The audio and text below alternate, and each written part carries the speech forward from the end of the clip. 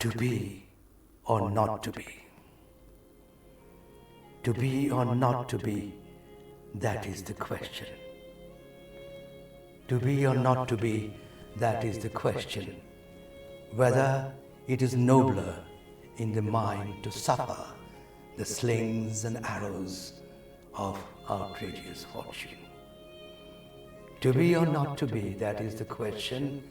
Whether it is nobler in the mind to suffer the slings and arrows of outrageous fortune, or to take arms against a sea of troubles, or to take arms against a sea of troubles, and by opposing, end them, or to take arms against a sea of troubles, and by opposing, end them.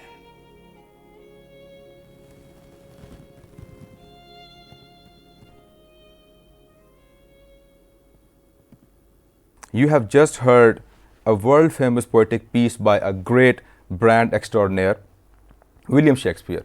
From his dramatic tragedy Hamlet, recited by Ambassador Salahuddin Chaudhary. This is connection with the World English Language Day falling in 23rd April, that is today, which coincides with the birth and death anniversary of the poetic dramatist Shakespeare. In our podcast today, Ambassador Chaudhary in his narrative is going to explain briefly the significance of the English Language Day and its relevance in context with William Shakespeare. For ages and eras, languages came about from peoples and places of sorts, both independently and needs-based cross-fertilization of diverse and even disparate customs, traditions and values. These in turn found and advanced orally and in black and white by writers of various interests and backgrounds, led gradually to language-dependent literature of different kinds and forms. We see an unlimited world of languages alongside literatures enriched by their unabated and definitive inculcation through human cultural pursuits. One sees with awe and values all languages and literatures in man's modern world. And here, the United Nations fortunately ensures valued continuity and development of these modes of human expression as prevalent and as required to preserve and promote any of them from going extinct. An essential factor in harmonious communication among peoples, multilingualism is of particular importance to the UN. By promoting tolerance, multilingualism ensures effective and increased participation of all in the organization's work, as well as greater effectiveness, better outcomes, and more involvement.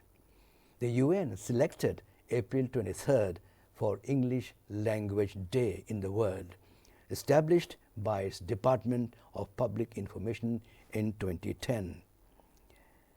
To commemorate birth anniversary of the most famous and celebrated worldwide English playwright and poet, William Shakespeare, whose death is recorded on the same date in 1616. William Shakespeare is considered by many to be the father of modern English literature. It is not just his popularity and influence on modern writers and that allows for this title to be attributed to him, but because of the massive contributions he made to the development of the English language. The English Language Day of the world, founded by the UN Educational, Scientific and Cultural Organization, that is UNESCO, in 2010, as I said earlier, is traditionally observed to celebrate multilingualism and cultural diversity, as well as to promote equal use of all 6 official languages throughout the organization.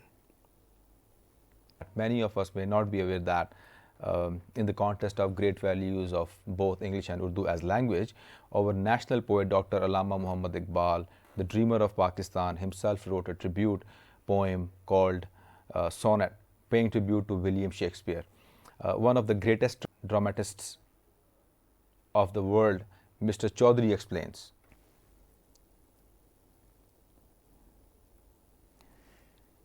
As I feel privileged to be in this special Radio Pakistan podcast, I wish to do a small narrative of my personal experience to highlight Britain's recognition of Sir Allama Iqbal as a symbol of iconic poetry and great scholarship, often described as the intellectual father of Pakistan. The poet of the East, Allama Iqbal, was honored in the UK with the placing of his picture and commemorative plaque in William Shakespeare's birthplace, Stratford-upon-Avon, in the year 2010, on his 23rd April birth anniversary. The occasion saw the unveiling of plaques of Iqbal's famous sonnet poem alongside its translated English version as a tribute to Shakespeare, etched in calligraphy, done by my old PTV colleague, the world-famous calligraphist Rashid Butt, who too was present at the event. As former Consul General of Pakistan to the UK, I was privileged to be a special guest at the ceremony. Living in times almost 300 years apart, I believe that William Shakespeare and Allama Iqbal share the distinction to rise beyond the narrative and describe the innermost and the most profound aspects of human nature. Both Iqbal and Shakespeare's influence on the Urdu and English-speaking world is reflected in the recognition and sustenance of many quotations, phrases, idioms from their literary works of sorts, mostly poetic. Just like Shakespeare, Allama Iqbal is a universal poet and revered as a poet-philosopher because their poetry was not just lyricism, singing the songs of beauty and love, but also the aims and ideals and destiny of nations. Perhaps the genius of Iqbal and Shakespeare lies partly in the possibility that they were no strangers to these mirrored secrets of nature of humankind. The poem entitled Shakespeare is written in sonnet format of Shakespearean style, which Allama Iqbal greatly admired. Now, the poetic pieces par excellence of Allama Iqbal. First, the Urdu in original version. शफ़क़ के सुबह को दरिया का खराम आईना, शफ़क़ के सुबह को दरिया का खराम आईना, नग़्मा-ए शाम को खामोशी शाम, नग़्मा-ए शाम को खामोशी शाम आईना, बर्ग गुल आईना, बर्ग गुल आईना, अर्ज़ ज़ीबोये बहार, शाहिदे के लिए हुजला-ए जाम आईना, शाहिदे के लिए हुजला-ए जाम आईना, हुस्न आईना, हुस्न आईना, हक और दिल हुस्न आईना। हुस्न आईना हक और दिले आईना हुस्न,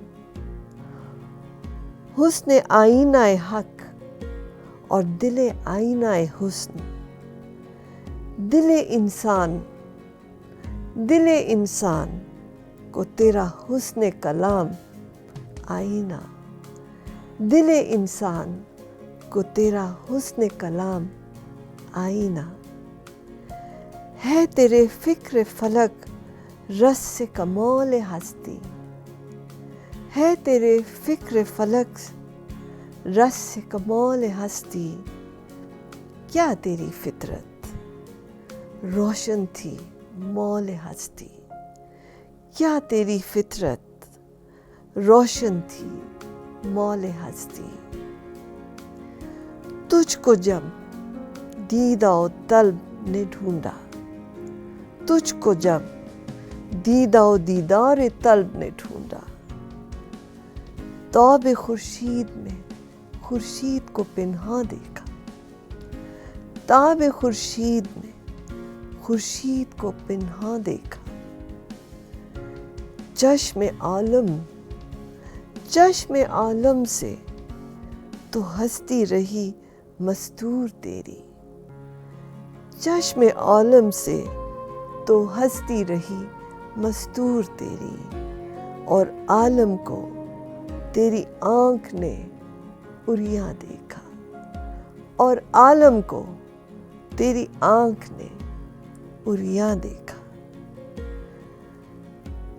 हिफ्ज़े इसरार का फितरत को है सौदा ऐसा, हिफ्ज़े इसरार को फितरत का है सौदा ऐसा। राज़दान फिर न करेगा कोई पैदा ऐसा, राज़दान फिर न करेगा कोई पैदा ऐसा। Now recitation of the English translation of Allama Iqbal's sonnet. Here, I may quickly explain that a sonnet is a 14-line poem in iambic pentameter, in 3 stanzas of 4 lines each, and a couplet of 2 lines in the end, with stressed followed by unstressed, rhyming AB AB, CD CD, EF EF, and GG. Now, the poem itself, tribute to Shakespeare's sonnet by Dr. Allama Iqbal. Shakespeare. The flowing river mirrors the red glow of dawn. The flowing river mirrors the red glow of dawn. The quiet of the evening mirrors the evening song.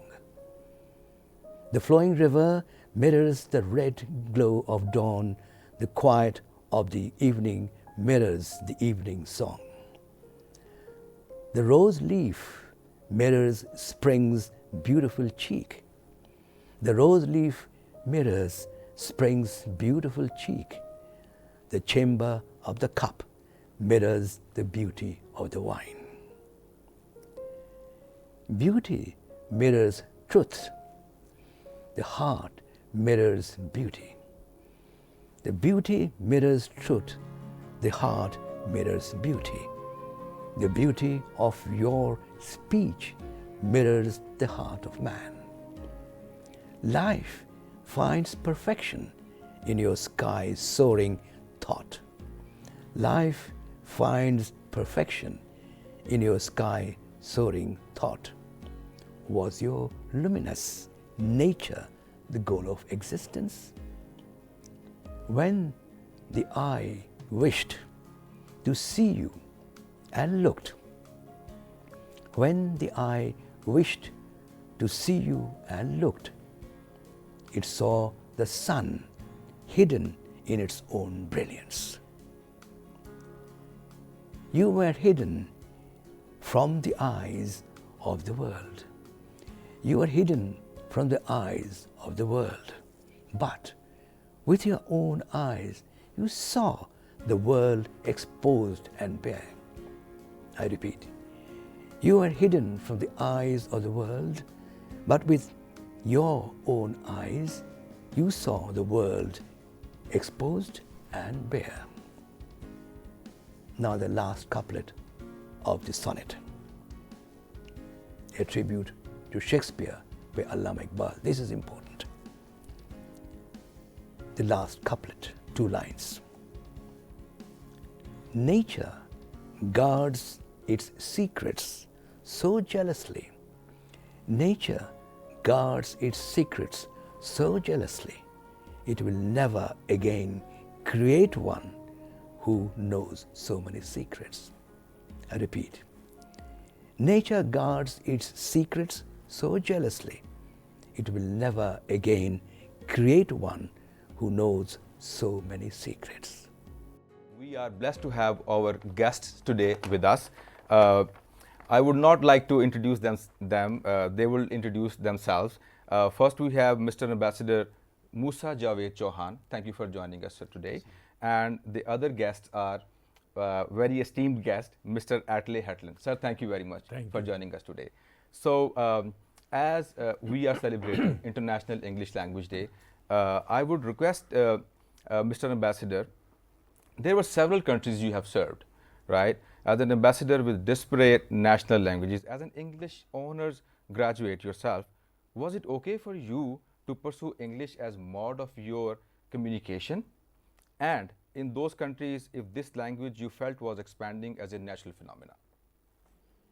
Well, English has more or less taken over the whole world. Whether you speak of the English-speaking countries, North America is mostly English except Mexico. You go to Africa, most of East Africa speaks English. You go to South Asia, colonization has its own tricks.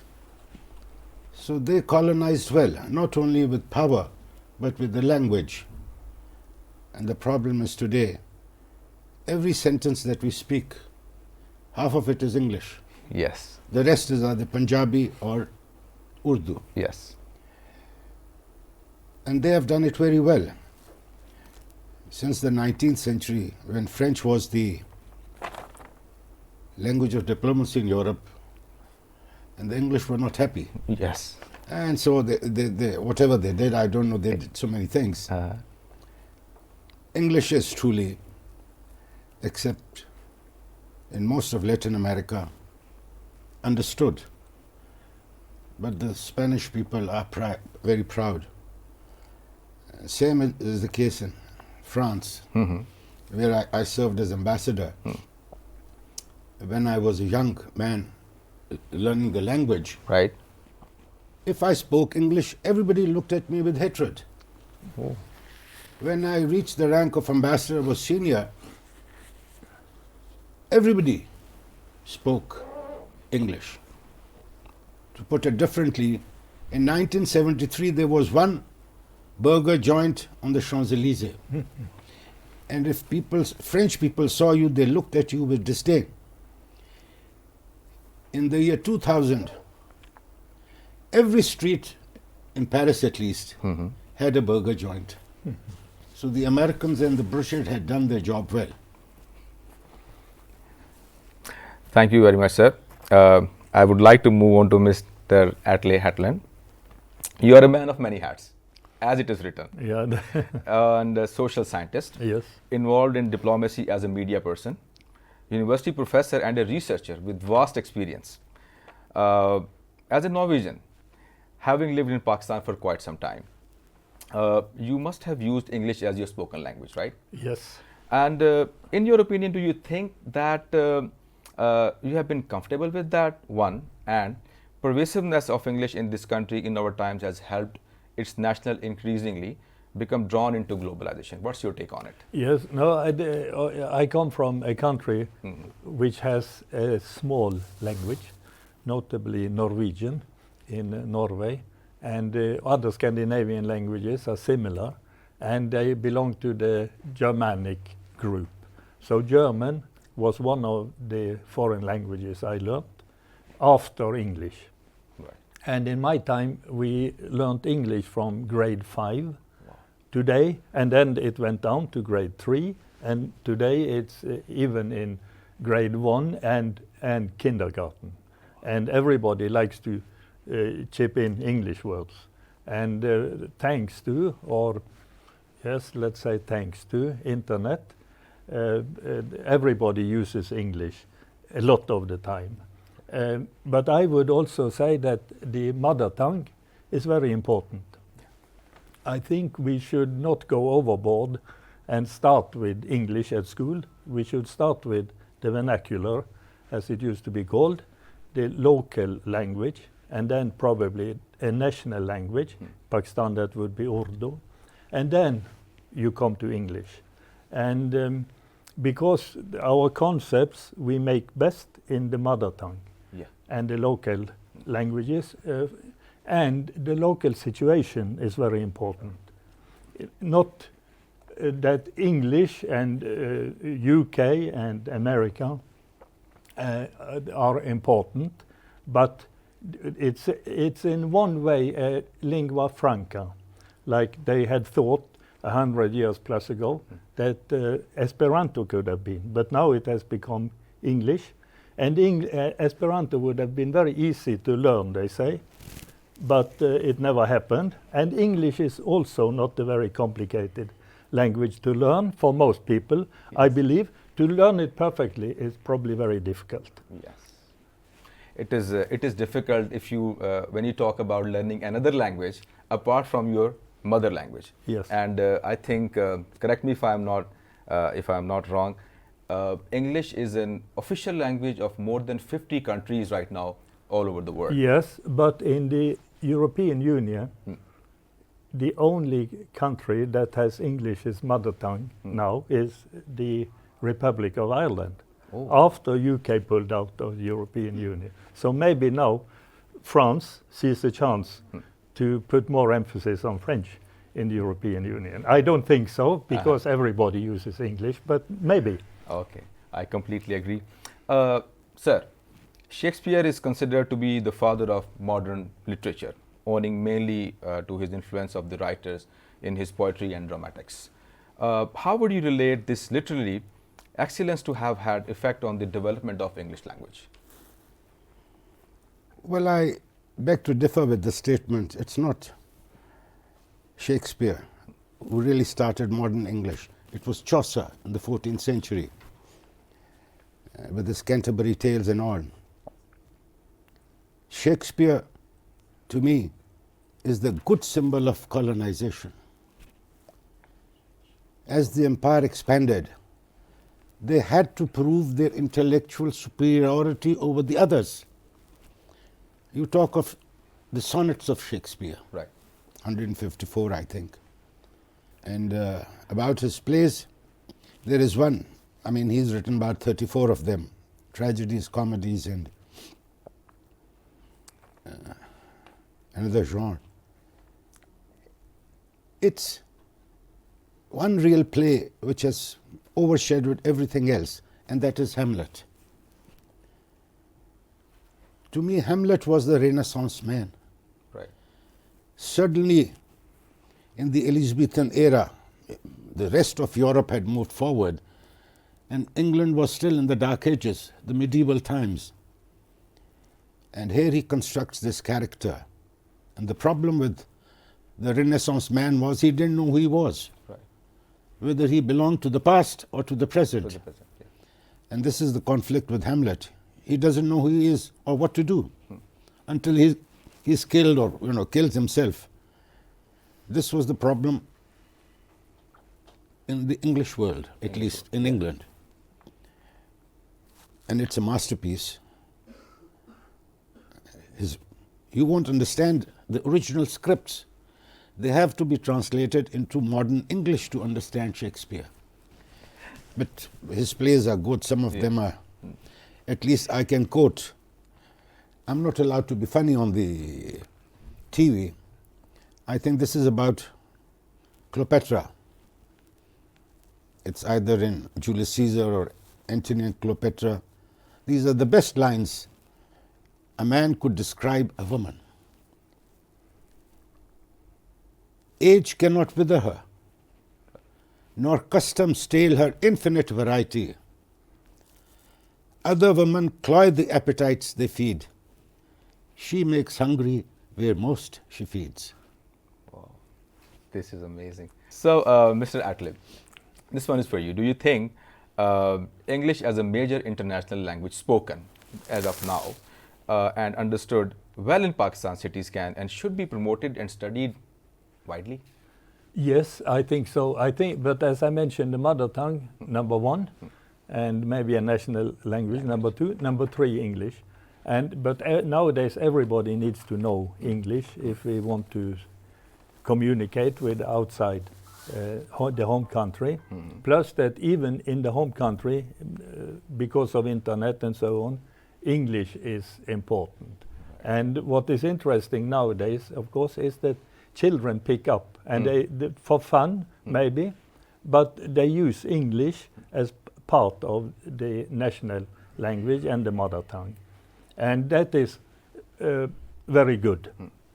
In Pakistan, I believe that English is used as a spoken language very well in the cities, as you mentioned. But written English is not all that impressive in Pakistan nowadays. The ambassador would probably be better in written English than any of the young diplomats. That I don't know. But I have dealt a lot with students in Pakistan, and the written English is not all that convincing. So it would be important to emphasize English more, or if it's difficult to write dissertations in English, then perhaps students should write in Urdu first and then translate it themselves into English in order to get it precisely as it should be in dissertations. Right. Having said that, this is amazing, a very good experience you have shared with us. Thank you.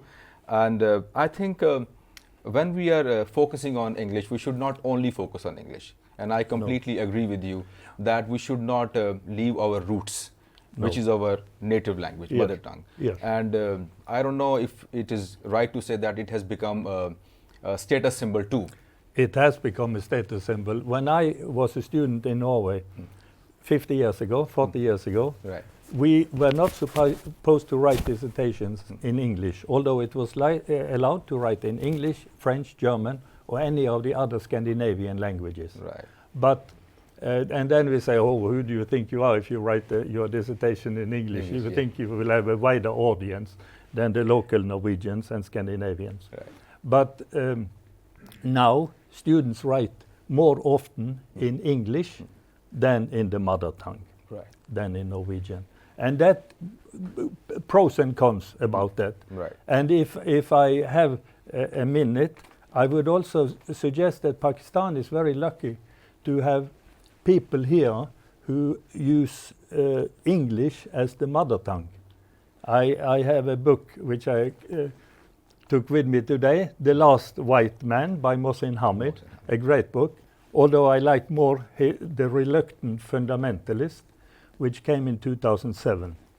And he writes, he considers English as a mother tongue, I think parallel with Urdu, because but he has lived in other countries for a long time. Then you have another very good writer, Kamila Shamsi, from Karachi, who writes in English, and now she lives in England also, but her mother tongue in Pakistan, I think, was very much of the time English. Right.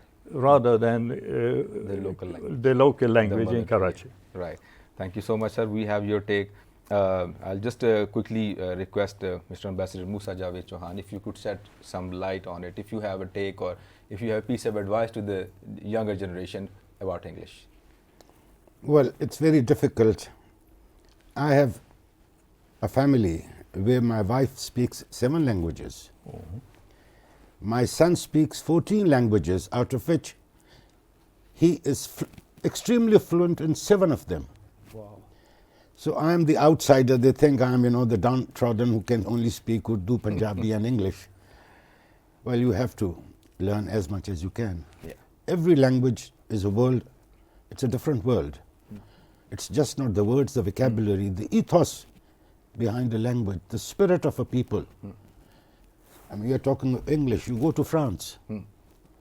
Although half of English is French. Yes.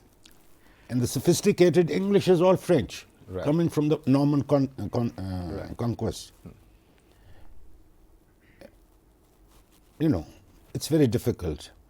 It's easier for us Pakistanis because we are immersed, we are born with so many languages. Yes. That's why we are a very confused people. We are shifting from Punjabi to Urdu to English, not knowing where the boundaries are. But it's an advantage, the more language you know.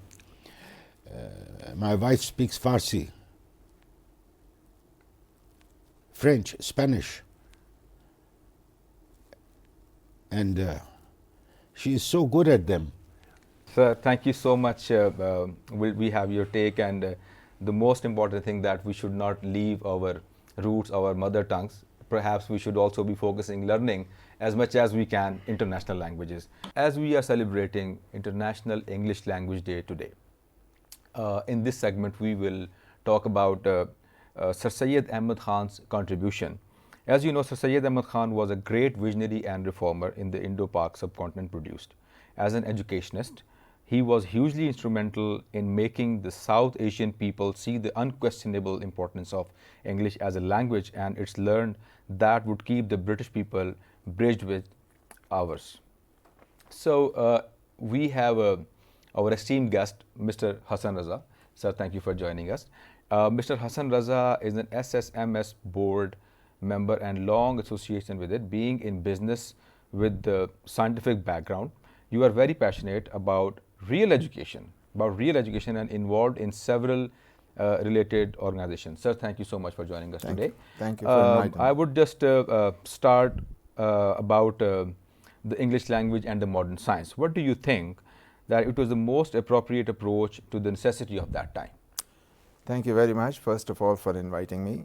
The second thing is this, that we have to take a look at English language in perspective. Right. Because remember those times when Sir Syed was part and parcel of leading a life in India, every modern breakthrough in science or literature or in ethics and all that was happening in the Western countries. Right.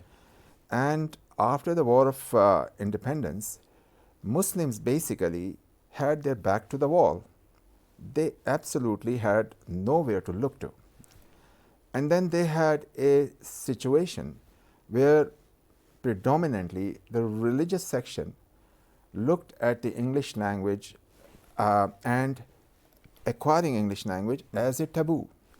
So here comes a gentleman, Sir Syed Ahmad Khan, who had a vision that the Muslims' lot will never be upgraded unless and until they acquire the scientific knowledge, the modern artistic and the literature and whatever goes with it.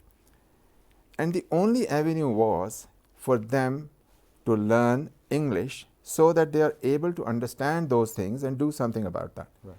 So when he went to England, he saw Cambridge and Oxford University. Right. And then he had a vision that he is going to form a institution in India which will bring the lot of the Muslims or bring a better situation and a future for the Muslims to have institutions like that. Now, getting education in English was a taboo, and having English education was probably even a better or a bigger taboo or a bigger sort of a hurdle to cross. But here was a visionary leader who had a vision. He was not a sloganier as we have. They have slogans and then they can't implement it through. Yes.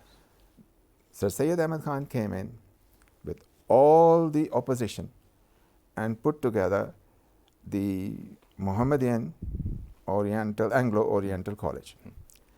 And you would be surprised to know that I really admire his management capabilities, that the first 5 principles or 6 principles, I stand corrected on that, were all English. Right. And it was one of the finest things which happened to the Muslims, because they finally had a chance in an institution to be able to learn the sort of things which the English were learning at the same time, and to bring the society at that level where they can participate with the English, and at a certain future date they can govern themselves. Right. Now, I want to say something here which I think was also very, very visionary, was that in 1881, I think it was the first inter students came in, and the 1881 I think was the first BA, or the inter, or 1883 was the BA. But at the same time, he had the preparatory classes or preparation classes for the Muslims to get themselves in the civil society or the civil service, and also preparation classes for the students to go into one of the finest scientific schools of civil engineering called Thomson School, which later on became Indian Institute of Technology, Roorkee. Right. So, I mean, think of it, that here is a visionary who actually implemented his vision, Right. and brought about a sea change.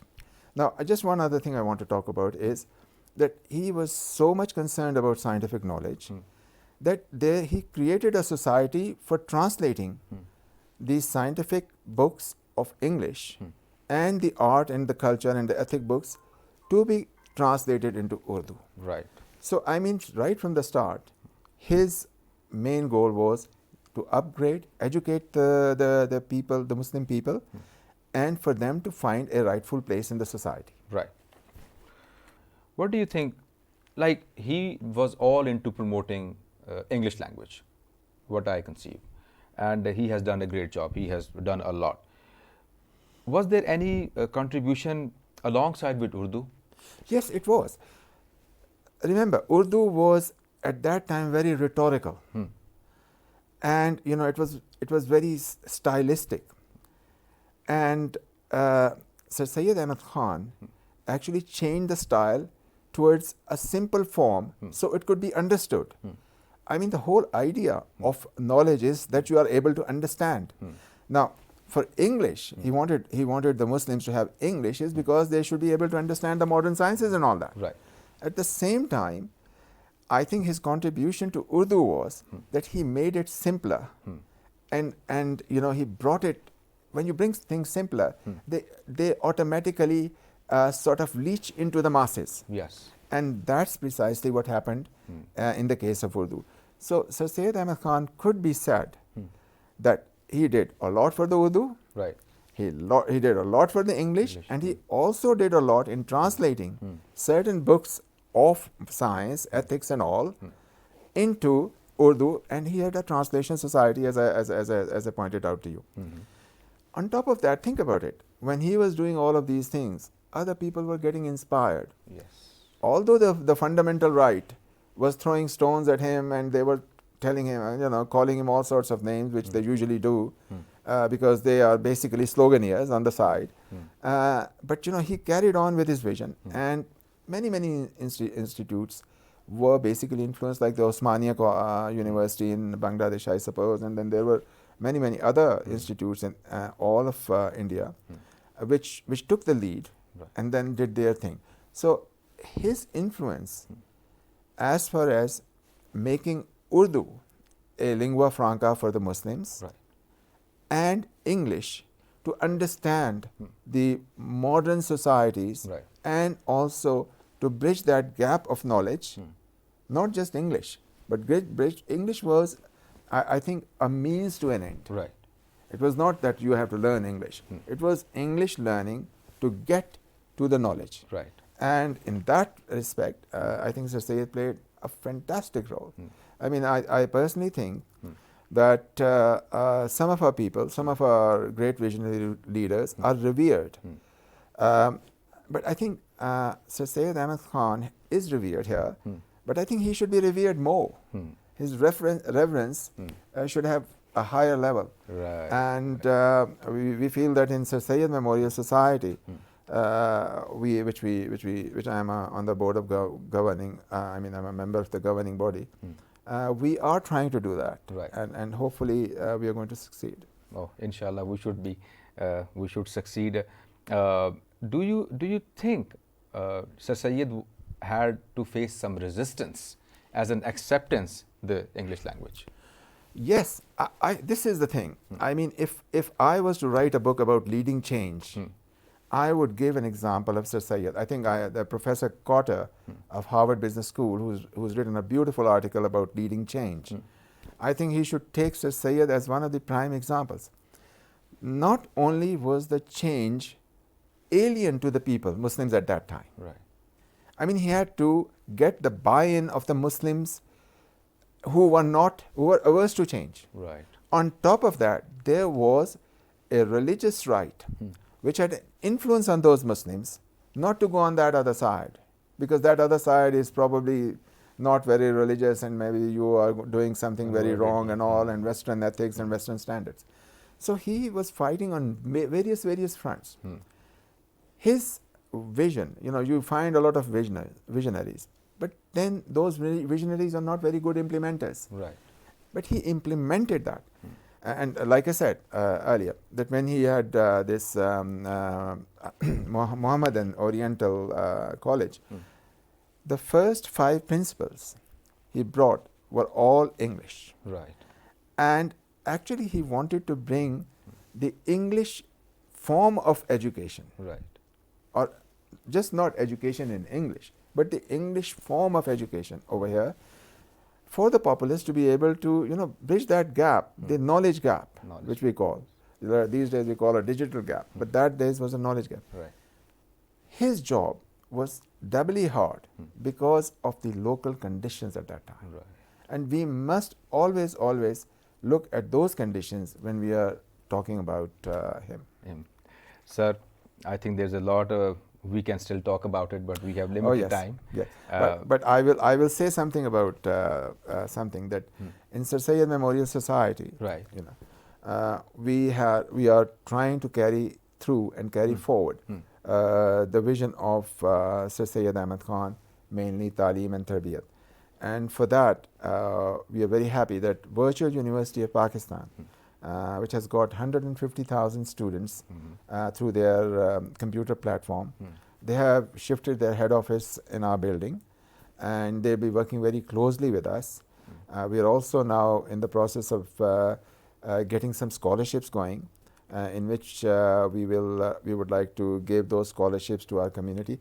Just for your information, there are 260 Sir Syed schools in Pakistan with a student body of about 60,000. Also, we have approximately 300,000 alumni, and we would like to bring them all together, and we want that this should be the core group so that we can upgrade those institutions to a higher level. Right. We have more guests, 2 esteemed guests. I would welcome both of you. Thank you so much for joining us today. Thank you. I would love to start from Mr. Ismail Abbasi. If you could just briefly tell about yourself. Thank you very much. My name is Ismail Gulfaraz Abbasi. I hail from a far-flung area of Khyber Pakhtunkhwa, and I've done my master's in English language and literature from Quaid-e-Azam University, and I've served in Islamabad Model Postgraduate College for 6 years. Currently I'm working with US Embassy. There is this program that is called English Access Micro Scholarship Program, where we tend to teach and exercise English language skills with our students. So that's it. No, that's not it. That's amazing. That's a big intro. So what do you think, how would you explain aims and objectives of the day, and how significant it is for the international communities? Well, initially back in 2010, United Nations obviously came up with this idea to have it as a International Language Day, along with 6 other official languages that were to be celebrated as International Languages Day. So why, what were the reasons and objectives? Obviously, the primary objective, you would say, was to promote multilingualism and to promote cultural diversity. So when we talk about promoting multilingualism and promoting cultural diversity, from this very objective, we tend to find its significance. That why is it significant to promote cultural diversity and multilingualism? So as far as I'm concerned, and as far as I think, cultural diversity and multilingualism results in bridging the gaps between the different nations of the world. As you know, that we are living in an era of technology, and the world has become a global village. And in this global village, you can't be confined to what we call your native tongues or local languages. You have to be there, and you have to make sure that you are communicating very clearly. There are so many examples when you have people who are not good at communication, or there is this language barrier that results in confusion. Confusion not among only one or two people or individual. It can result in confusion between states. So I believe it's very significant that we celebrate International English Language Day, and we promote multilingualism, not only English, as in the previous segments it's been mentioned that we tend to learn more languages, but English. Every fourth person on this planet speaks English or understands English at least. So, I mean, it's pretty significant if we want the world to be a harmonious place. When we talk about peace, when we talk about, making the world a better place, we talk about a lot of things. And I think many people tend to forget the importance of language. The more people speak the same language, I believe there is a better chance of eradicating confusion and bridging the gap, and that would obviously result in better relationships between the states. Yeah, I think this is the best take from this answer, that it's about bridging the gaps. Yeah, like when you language is a mode of communication. A mode of communication. So when we are communicating across the globe, there has to be some common one ground. standard thing. Common ground at least, common we would ground, say. Yeah. So obviously that really helps. There is so much that might get lost in translation. People tend to have translators, but I believe if we have this one mode that somehow bridges the gap between various nations and states and ethnicities, I think that's going to be extremely helpful. This is going to be extremely helpful, and as we are using technology, and technology is all about English. If you know something, if you use social media or whatever, you need to understand English. Obviously, we are living in times of chat GPT and artificial intelligence, and you can access to any information, but that has to be in English. Yes, and technology is an auto teacher. Yeah. Oh, thank you. And now I would like to move to Ambassador Naila Chauhan. I know you don't need an introduction, but if you could just briefly, just 1-2 lines. Well, thank you so much for inviting me to this program. My name is Naila Chauhan. I am a former ambassador, and I also dabble in art. And like the preceding speaker said, language is mode of communication. Right. And communication can be through various modes. Yes. It can be through spoken written language, it can be body language, it can be art, it can be music.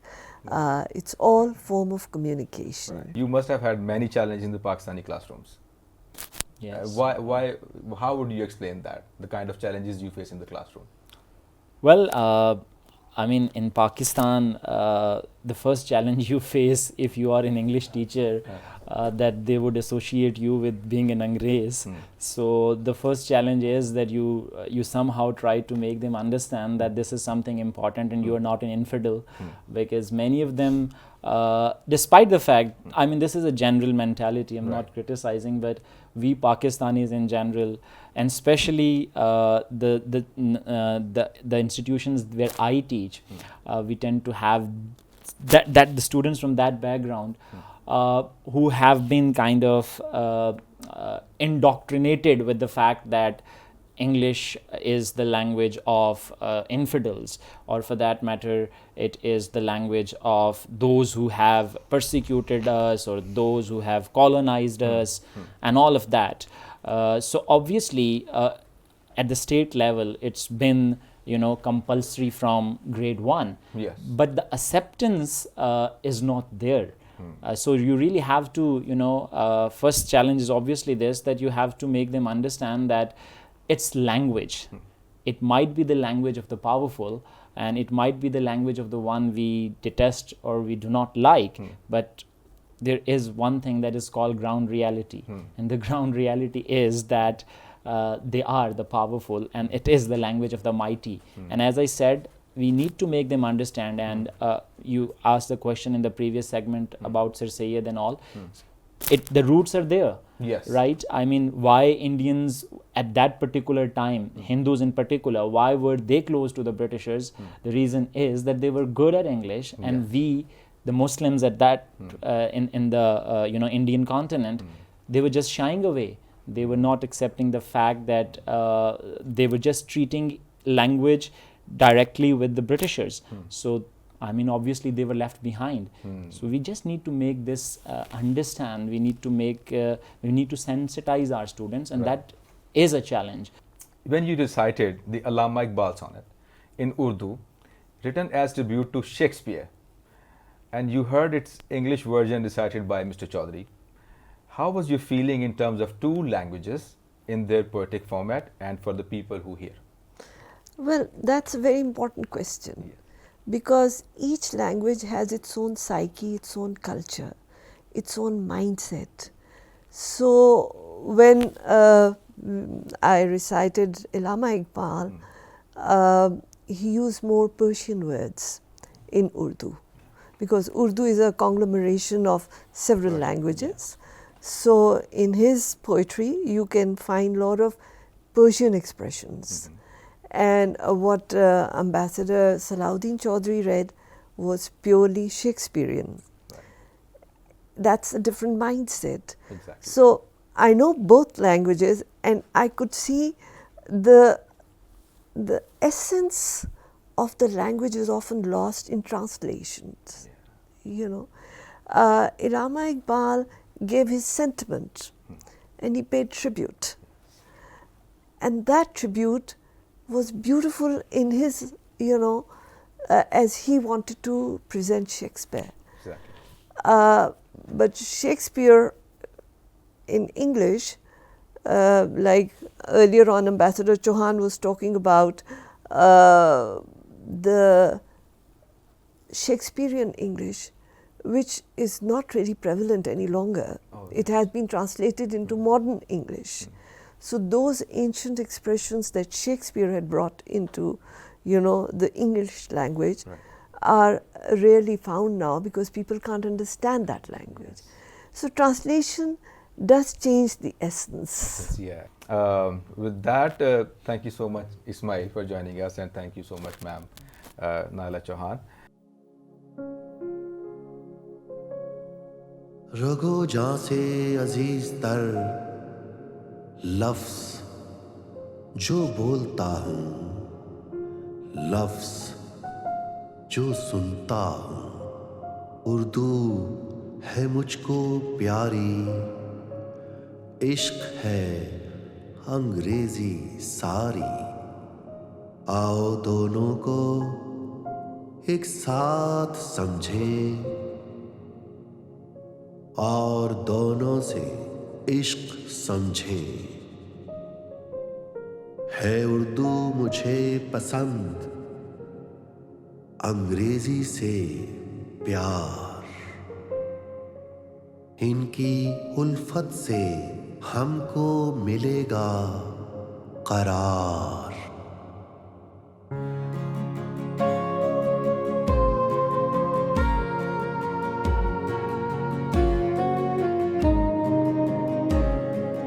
Burst of light burst in my word, words words I speak, words I write, Urdu's dear to me, English love to me. We move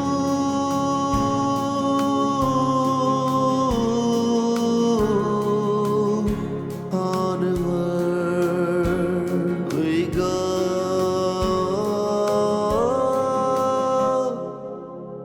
forward.